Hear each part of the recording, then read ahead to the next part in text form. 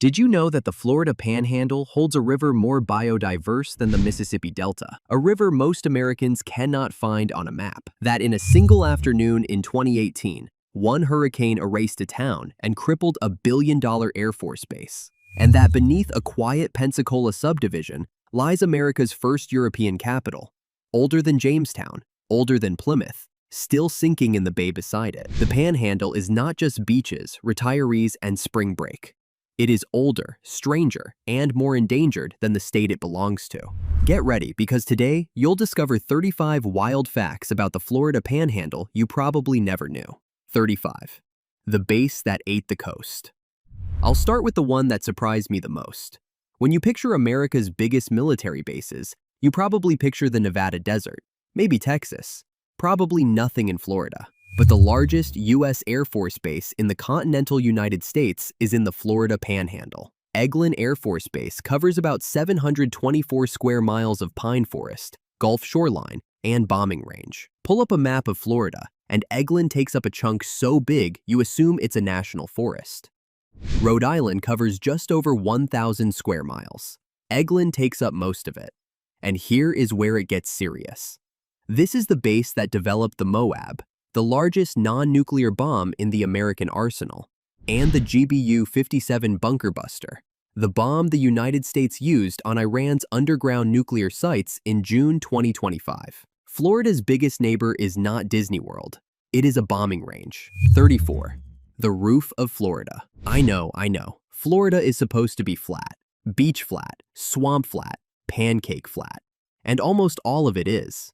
Miami sits 6 feet above sea level, Orlando around 80, but the Panhandle has a roof. The highest natural point in the entire state of Florida is a place called Britton Hill in northern Walton County, just south of the Alabama border. It stands at 345 feet above sea level. That sounds modest until you remember the punchline. 345 feet makes Britton Hill the lowest high point of any U.S. state, lower than Delaware, lower than Rhode Island. And the country around it doesn't look like Florida at all. Red clay uplands, rolling hardwood forest. It is southern Alabama wearing a Florida zip code. 33. The island of strange company. You can't make this up. Off the Panhandle coast, just south of Apalachicola, sits a federal wildlife refuge of about 12,492 acres called St. Vincent Island. It is one of the only places in America where red wolves, a species that nearly went extinct in the 1980s, are actively bred in a semi-wild setting. Here is where it gets strange. Before St. Vincent became a refuge in 1968, it was a private hunting estate. The Loomis brothers bought it in 1948 for $140,000 and stocked it with zebras, elands, and peacocks. When the federal government took over, they cleared out most of the exotics. But the sambar deer, an Asian species, turned out to be impossible to remove. They are still on the island today. A Panhandle barrier island, populated by Asian deer, breeding endangered American wolves. It is one of the strangest wildlife refuges in America, and almost nobody has heard of it.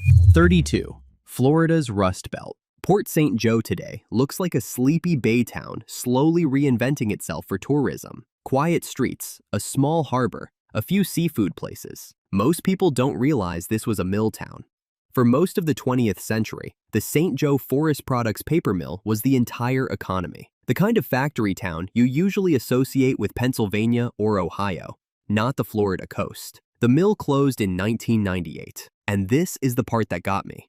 When a one-industry town loses its one industry, everything else collapses with it. Unemployment in Port St. Joe rose to around 14%, while the national rate sat near 3.9%. The city's population fell from about 4,000 in 1990 to roughly 3,500 by 2010. One factory closing on the Gulf Coast did to Port St. Joe what factory closings did to towns 1,200 miles north. It is the Rust Belt with palm trees, and most of America never heard about it. 31. The river under the road. Picture this, a place in rural Walton County where, every day, around 48 million gallons of water erupt out of the ground. On its strongest days, closer to 70. The water stays in the upper 60s Fahrenheit year-round, regardless of the Florida heat above it. I've stepped off that boardwalk in July, and the cold hits you like a different climate. This is Morrison Spring, near a town called Ponce de Leon.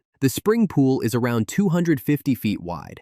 But here is where it gets strange. The water comes up through 3 major cave openings cut into the limestone. The deepest drops about 300 feet straight down before opening into an underground chamber whose full size has never been mapped. Cave divers have explored parts of it for decades. The rest is still unknown. Just inland from the scenic 30A beaches, the Florida aquifer is venting a small river straight up out of the earth through a cave system that has never been measured to its end. 30. The day Florida hit zero. You might think Florida means the absence of winter, palm trees, year-round air conditioning, retirees who moved south to escape the cold. But the data tells a different story. The Florida Climate Center notes that since 1886, snow has been reported somewhere in Florida in more than 80 separate months. Almost all of those events happened in the Panhandle. The Panhandle sits far enough north to catch the cold fronts that drop down out of the Midwest in winter. The most extreme example was the Great Arctic Outbreak of February 1899. Defuniak Springs hit 0 degrees Fahrenheit. Tallahassee hit -2.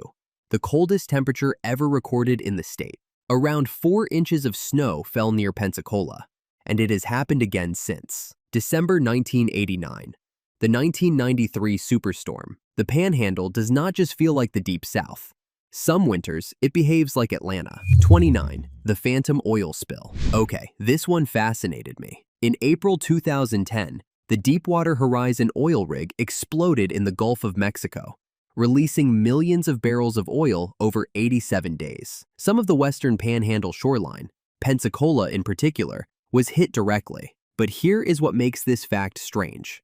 The economic damage was not limited to the beaches that actually saw oil. Once national news saturated the country with images of black tides and dead pelicans, viewers stopped distinguishing between affected beaches and unaffected ones. They canceled their trips anyway. TripAdvisor data from July 2010 shows Pensacola searches down 52%, Destin down 48%, Gulf Shores down 65%. A hotel survey by Oceana found 35% of hotels experience cancellations, with up to 60% reporting canceled group bookings. The Panhandle had a phantom oil spill. The slick never arrived on most beaches, but the cancellations did. The perception of contamination can empty a beach just as effectively as the contamination itself. 28. The cave that shouldn't exist. I'll admit, this is one of my favorite under-the-radar parks in the country.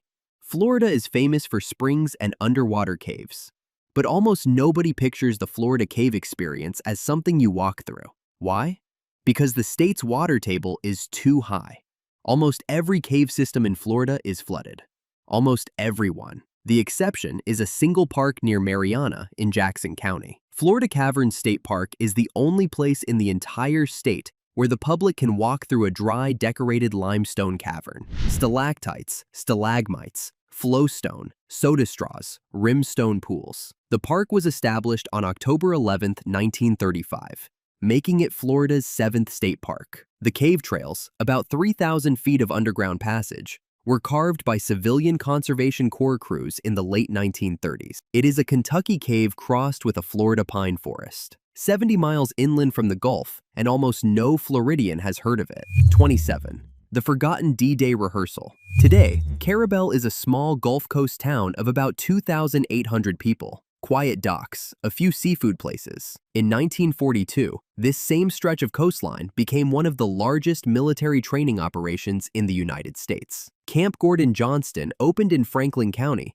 and covered roughly 165,000 acres. A Florida historical marker confirms that nearly 250,000 American soldiers passed through this camp before it closed in June 1946, making it the second largest military installation in the state during the war. Why does that scale matter?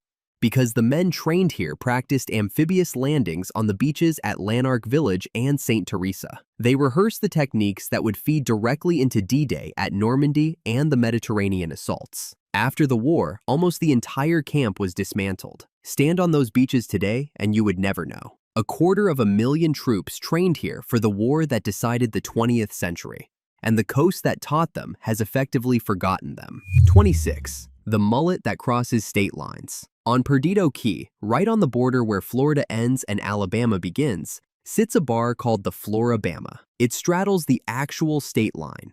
And once a year, in late April, the parking lot becomes the site of one of the strangest sporting events in the United States. Competitors stand in a marked circle on the Florida side of the line, grab a dead mullet by the tail, and throw it as far as they can into Alabama. This is the Floribama Interstate Mullet Toss. It has been running since 1985, when it started as a joking bar event between regulars. Today, the record throw is 189 feet and 8 inches. Tens of thousands of people show up every spring across the 3-day festival. Proceeds go to local youth charities. The mullet toss is not a bar gimmick anymore.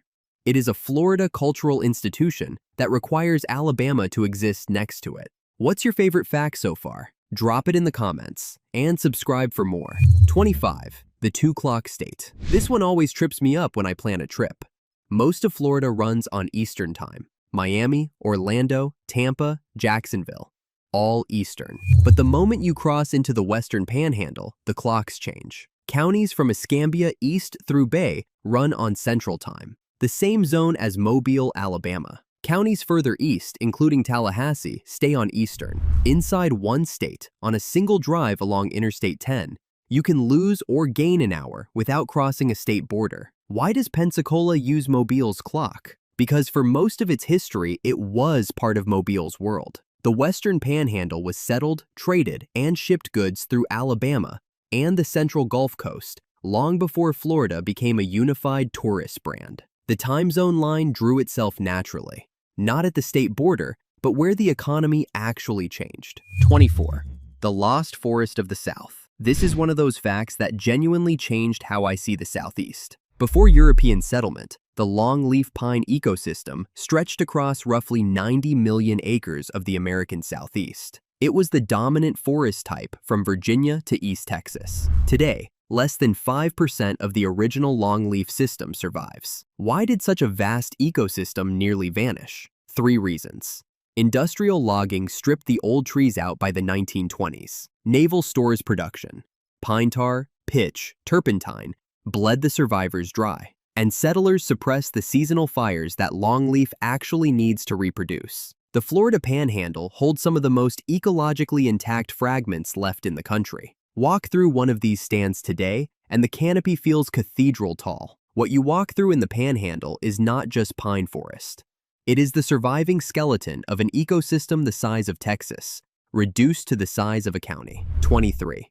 The Yankee Resort in the Pines. I'll be honest. When I first read this story, I assumed it was someone confusing Florida with somewhere else. In 1883, a man named E.W. Van Kirk met a group of Chautauqua leaders from upstate New York looking for a warm weather location to expand their educational lecture program. They picked Defuniak Springs, a small panhandle town in Walton County, built around an almost perfectly circular natural lake. If you pull up Defuniak Springs on a satellite map, the lake is so geometrically round it looks artificial. The Florida Chautauqua Association formed in 1884. The first winter assembly opened in February 1885. For 4 decades, Defuniak functioned as a southern outpost of one of America's most influential educational and reform movements, hosting lectures on religion, literature, music, science, and teacher training every winter. The Hall of Brotherhood still stands. The program ran until 1927. For 40 years, this corner of the Panhandle was upstate New York with palm trees on the edge. 22. The Disappearing Cape. You might think a famous Florida beach looks the same decade after decade. Cape San Blas on the St. Joseph Peninsula is one of the most photographed shorelines on the forgotten coast. White sand, emerald water, stilt houses on the dunes. What the postcards never show is that this stretch of land is geologically unstable. Cape San Blas sticks out into the Gulf at a sharp angle. The longshore currents that gently shape most beaches hit this cape head-on, eating sand off one side and dumping it on the other. Even without storms, the cape is in constant motion. With major storms, it loses ground fast. Florida Sea Grant has documented chronic erosion for decades, and it worsened after tropical storms Alberto and Debbie, and again after Hurricane Michael in 2018. roads on the Cape have repeatedly had to be moved further inland. Cape San Blas is not a beach. It is a conveyor belt with stilt houses on top. 21. The Appalachian Ghost. I had to look at the map twice when I first read about this one. Look at a topographic map of Liberty County and the contour lines suddenly bunch up, something Florida maps are not supposed to do.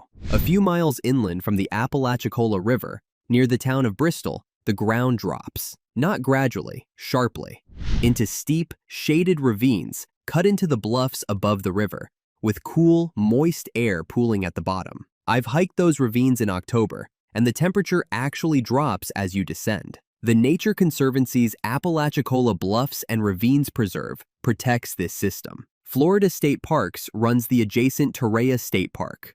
Within these ravines live plant and animal species more typical of the Carolinas than anywhere in Florida. Relics that survived the last ice age in the cool microclimate. Some exist nowhere else on Earth. This is a piece of the southern Appalachians that slipped 300 miles south and refused to leave. 20. The Bay That Fires Back. I'll be honest, this one stopped me cold when I started reading the research. On the surface, Choctawhatchee Bay is one of the most photographed estuaries in the Panhandle. Pontoon boats, dolphin tours, waterfront restaurants in Destin and Fort Walton. Underneath that surface is something else entirely. The bay is part of one of the largest weapons testing environments in the United States. After Eglin Air Force Base expanded through wartime land transfers in the 1940s, its mission extended into the adjacent Gulf and Bay waters as the Eglin Gulf Test Range, a highly instrumented corridor for missile and weapons evaluation. During World War II, Eglin tested systems like the JB-2, the American copy of the German V-1 flying bomb, the same kind of weapon Germany was launching at London during the war. The same water that hosts pontoon boats decades ago hosted hundreds of bombs. 19. The Doorway to the Aquifer. Picture this: a spring in the limestone country south of Tallahassee. So deep and powerful, it operates more like an inverted river than a swimming hole. Wakulla Spring is classified as first magnitude. Its discharge exceeds 100 cubic feet of water per second. The spring pool is about 315 feet across. The vent at the bottom is around 180 feet deep. I've floated over Wakulla in a glass-bottom boat, and the bottom doesn't appear. You just see darker blue, then black. But the vent is just the opening. Beneath it stretches one of the most extensive underwater cave systems in North America, draining the Woodville Karst Plain and running for miles beneath the surface. Cave divers have spent decades mapping it. Parts of it remain unmapped. The Florida Springs Institute considers it one of the largest and deepest freshwater springs on Earth. From above, Wakulla looks like a calm state park. From below, it is the entrance to a hidden ocean under the state. 18. The Monument to a Possum. I know, a monument to a possum. But hear me out. In the small town of Wausau, Washington County, there is a 12-foot granite monument on the side of the road. It is not a war memorial. It is a monument to the opossum. The Wausau Possum Festival began in 1970, held on the first Saturday of every August. I've been to that festival, and the air smells like fried food, old wood, and possum stew. In 1982, the Florida legislature formally recognized the date as Possum Day, and the town erected the monument. The inscription thanks the North American opossum for providing food and fur to local families through the Great Depression. The festival is a county fair crossed with a southern wake, parades, a possum queen pageant, and a possum auction where live animals are sold. This is not beach Florida. This is backcountry Florida, and it still has a constituency. 17. The Last Scallop Bay. This one hit me as both a Florida story and a much bigger American one. Bay scallops used to thrive in seagrass estuaries all around the Florida coast. Today, the fishery has collapsed in most of those places. Why? Bay scallops depend on shallow seagrass beds, and pollution and runoff have killed the seagrass in bay after bay. No seagrass, no scallops. The St. Joseph Bay Zone in Gulf County is one of the few remaining strongholds. The Florida Fish and Wildlife Conservation Commission opens a recreational scallop season here each year, in 2025 from August 16th through September 24th. Commercial harvest is permanently banned. Recreational harvest is allowed only by hand or with dip nets. Families snorkel over shallow seagrass beds and collect live scallops by the bucket. It is a marine tradition that once existed across much of Florida and now survives in only a few bays. St. Joseph Bay is a window into what Florida's coast used to look like. 16. The City of Five Flags. Sounds like a marketing line on a tourism brochure, doesn't it? It is in fact a real description of one of the most contested pieces of land in early American history. Pensacola has flown the flags of Spain, France, Britain, the Confederacy, and the United States. Why did so many empires want this one harbor? Because Pensacola Bay is one of the few deep-water natural harbors on the northern Gulf Coast. Whoever held it controlled the regional shipping lanes. Spain attempted its first settlement here in 1559. France held Pensacola briefly in the early 1700s. Britain took it in 1763 and made it the capital of British West Florida. Spain reclaimed it after the Siege of Pensacola in May 1781, led by Bernardo de Galvez, the Spanish general who later had a Texas city named after him. Spain handed Florida to the United States in 1821. The Confederate flag flew briefly during the Civil War. 5 empires fought over one Panhandle harbor. For 2.5 centuries, this was the most valuable waterfront real estate on the Gulf. 15. The cradle of naval aviation. I'll admit this is one I'd seen on a map a dozen times before I understood what it actually meant.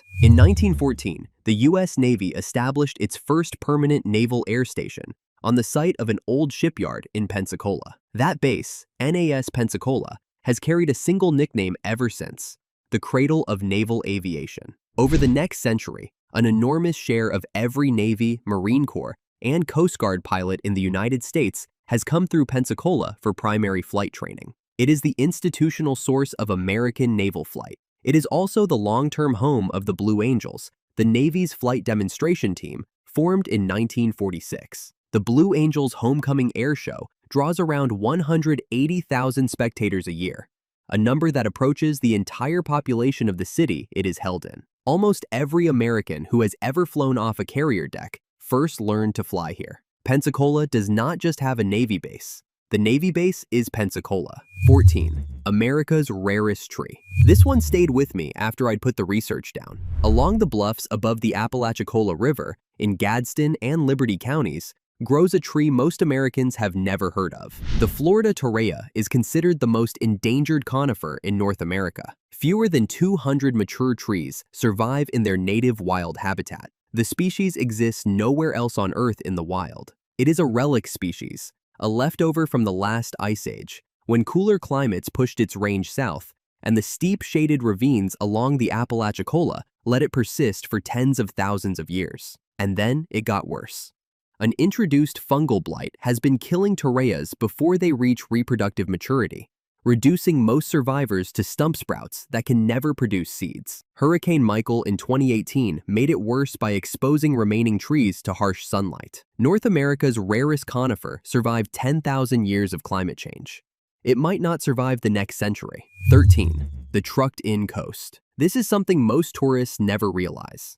The famous sugar-white sand of the Panhandle's most photographed beaches looks like one of the great untouched natural wonders of America. In many places, it no longer is. Dredges sit offshore and pump sand from deeper water through pipes onto the beach. Bulldozers spread it, then the storms eat it, and the cycle starts again. Panama City Beach's 2012 renourishment project placed about 1.4 million cubic yards of sand at a cost of $16 million. The follow-up, planned for 2022, was much larger, about 2.1 million cubic yards at around $28.5 million. Mexico Beach, after Hurricane Michael, required a planned restoration of roughly 900,000 cubic yards at a cost exceeding $27 million. The white sand still glows, but what you are walking on was placed there by dredges and bulldozers, and it will need to be placed there again and again. These are not beaches anymore.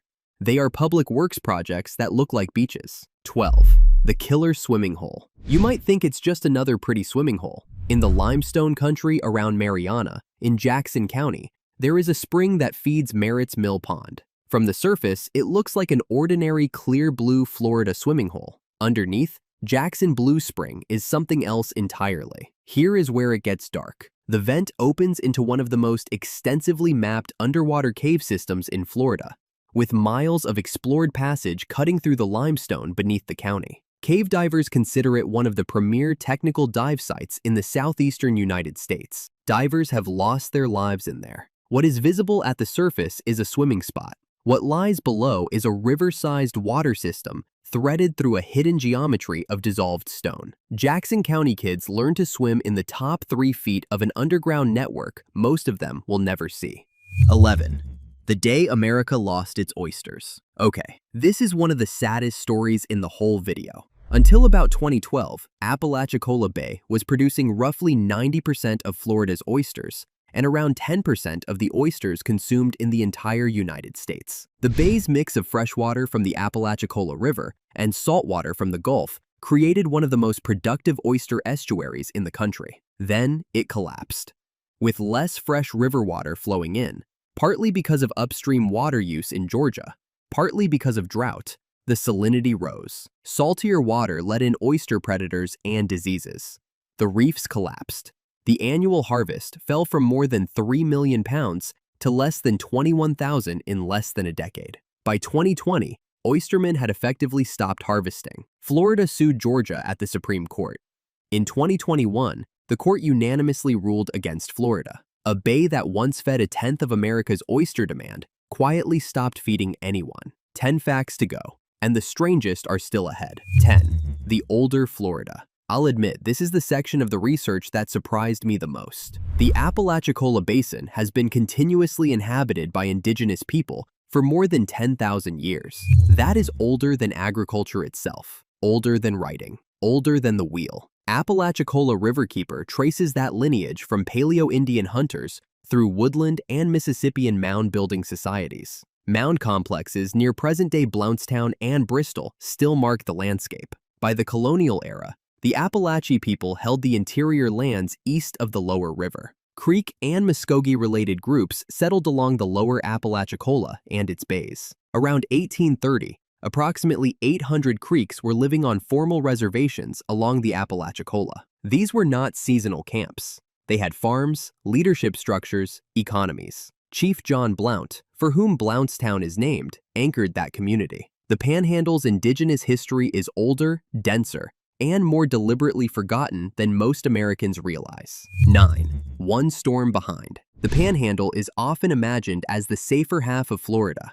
Higher, less developed, less obviously threatened by climate change than Miami or the Keys. That image is misleading. Earth.gov data shows that sea level along the Florida coast has already risen about 7 inches since 1970. Current projections add roughly 1.96 to 7.22 feet of additional rise along U.S. coasts by 2100, depending on the emissions scenario.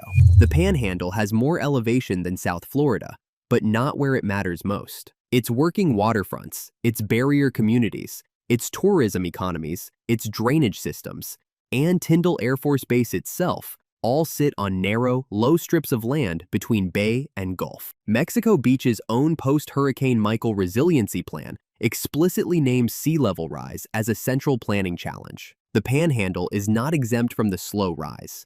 It is just one storm behind it. South Florida drowns slowly.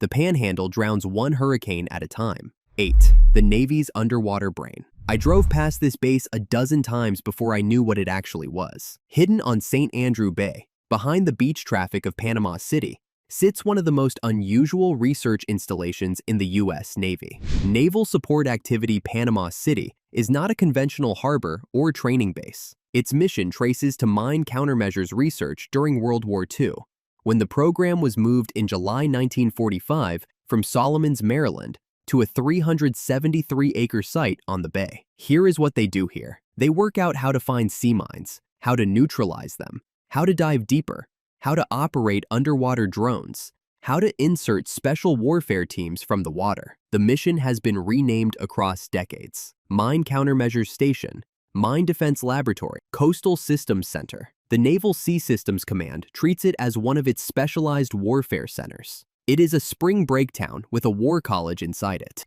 7. Where the special operators live. Here is another one hiding in plain sight along the beach highway. Hurlburt Field, on the Gulf Coast just west of Fort Walton Beach, started its life during World War II as Eglin Auxiliary Field No. 9. It was named for First Lieutenant Donald Wilson Hurlburt, a pilot who died in a 1943 crash. None of that explains what Hurlburt actually is today. On May 22, 1990, the U.S. Air Force established Air Force Special Operations Command, with its headquarters at Hurlburt Field. It is the Air Force's major command for special operations. A C-130 gunships, MC-130 Special Operations Transports, Special Tactics Squadrons, the entire Air Commando lineage, they all trace back to this Panhandle base. Drive along Highway 98 and you will pass rental condos, beach bars, and outlet malls. A few miles inland sits one of the most globally active special operations headquarters in the United States. The Panhandle has the most lethal aircraft fleet on Earth, parked beside a Waffle House. 6. The rarest lakes in America. This one took me a while to believe. Run your finger along the Walton County coastline on a map. Within just 26 miles of beach, the county contains 15 named coastal dune lakes, small, shallow bodies of water tucked behind the dunes, almost touching the Gulf. Think of them as tide pools crossed with country ponds. Coastal dune lakes only exist in a handful of places worldwide. Parts of Madagascar, New Zealand, and Australia. And the Panhandle holds one of the densest concentrations on Earth. During a hurricane or major surge, water from the Gulf breaks through the dunes and pours into the lake. Then, over weeks, sand fills the breach back in and the lake reseals. Until the next storm. The named lakes include Western, Eastern, Camp Creek, Big Redfish, and Lake Powell. I've driven scenic 30A in summer and counted 6 of them before finishing my coffee. They are one of the rarest landform types on the planet. 5. Jackson's Panhandle Audition. Okay, this fact alone could be its own video. In April 1818, Andrew Jackson, not yet president but already a general with very loose ideas about international borders, led American troops into Spanish-held Florida. The First Seminole War was the official justification. The actual war happened across the Panhandle. On April 7th, Jackson's forces took the Spanish fort at St. Mark's. There they detained Alexander Arbuthnot, a Scottish trader accused of supporting Seminole resistance. They later captured Robert Ambrister, a former British Royal Marine. Then came the part that nearly started a war. A military tribunal convicted both men. Arbuthnot was hanged from the yardarm of his own ship. Ambrister was executed by firing squad on April 29, 1818. The execution of 2 British subjects in captured Spanish territory by an American general without proper authority very nearly started a war with Britain. Jackson then continued west and occupied Pensacola in May. The Panhandle was his audition for the presidency, and the world watched him pass it. 4. The lost capital that wrote Florida. I'll be honest, when I first read this story, I had to check the dates twice. In December 1838, 55 delegates met in a panhandle town called St. Joseph on St. Joseph Bay to draft Florida's first constitution. The convention opened on December 3rd of that year. The resulting document became the territorial framework that led towards statehood in 1845. St. Joseph in 1838 was a boomtown, a speculative port city built on hopes of becoming a major cotton trading hub. With a population peaking around 12, then everything went wrong. In 1841, mosquitoes carried in on a ship from the Caribbean brought yellow fever to the town. Within months, an enormous portion of the population was dead. Fires followed. A destructive hurricane in 1844 finished what was left. Even the original copy of the Constitution disappeared. What survives today is a secretary's handwritten copy. Within 6 years of the convention, the town was gone. The capital that wrote Florida wrote itself out of existence. 3. The Amazon of the South. And here is the river I promised you in the hook. The Appalachian River is only about 106 miles long under its own name, but it is the lower stem of a watershed that drains parts of Georgia and Alabama as well as Florida. Inside that basin lives one of the most biodiverse freshwater ecosystems in North America. The Florida Fish and Wildlife Conservation Commission states that the Apalachicola supports the highest diversity of amphibians and reptiles anywhere in North America north of Mexico. More than 40 species of amphibians, more than 80 reptiles, over 131 fish species in the river, over 140 in the bay. The Apalachicola Riverkeeper describes the basin as one of 6 biodiversity hotspots in the United States, with around 1,300 plant species. A river most Americans cannot find on a map outranks the Mississippi Delta, the Everglades, and the Louisiana bayous for sheer concentration of life. It is the rainforest of North America, sitting where nobody bothered to look. 2. The afternoon that erased a base. Okay, here is the storm I promised you in the hook. On October 10, 2018, Hurricane Michael made landfall near Mexico Beach, Florida, with maximum sustained winds over 160 miles per hour. It is one of the strongest hurricanes ever recorded to strike the continental United States. The U.S. Geological Survey recorded a maximum storm tide of 15.55 feet, with a high watermark in Port St. Joe exceeding 20 feet. Mexico Beach became the civilian symbol of the storm. Entire blocks flattened, houses reduced to slabs. But Mexico Beach was only half of what Michael destroyed. The other half was Tyndall Air Force Base. The wind hit Tyndall first. Then the storm surge took the runway. By dawn, the F-22 stealth fighters that hadn't been evacuated were just bent metal under a flat sky. NOAA put total U.S. damage near $25 billion, with billions concentrated at Tyndall alone. A single afternoon erased a town and gutted a billion-dollar Air Force base. That is the kind of coastline this is. 1. America's first capital. And now we end where it all began. Long before St. Augustine, before Jamestown, before Plymouth. On August 15, 1559, a Spanish nobleman named Tristan de Luna y Arellano sailed into Pensacola Bay with around 12 ships and roughly 1,500 colonists. It was the most ambitious European colonization attempt yet launched into what is now the continental United States. They established a settlement called Santa Maria de Ochuce on a bluff overlooking the bay. It was meant to be the capital of Spanish North America. On the night of September 19, 1559, just over a month after the fleet arrived, a hurricane struck. The ships had not even been fully unloaded. 7 of the 10 ships in the bay were destroyed. The colonists were left starving and stranded. They moved inland and finally abandoned the settlement by 1561. 6 years later, the Spanish would try again at a place called St. Augustine. And that is the city Americans remember. But the older story did not. In 1992, archaeologists found the wreck of one of Luna's ships in Pensacola Bay. 2 more wrecks were found in 2006 and 2016. Together, they are among the oldest European shipwrecks ever found in North America. And in 2015, archaeologists at the University of West Florida confirmed the location of the lost settlement itself. Buried beneath a quiet Pensacola neighborhood, spread across roughly 27 acres of private lawns and city blocks. America's first major European capital is not a preserved colonial town. It is broken pottery under a suburban street and ship timbers in a recreational bay. The Panhandle is older than the state it belongs to. It just lost the lottery for who got remembered. After learning these 35 facts about the Florida Panhandle, which one surprised you the most? Drop it in the comments. Subscribe and like if you want to keep exploring the geography of America. See you in the next one.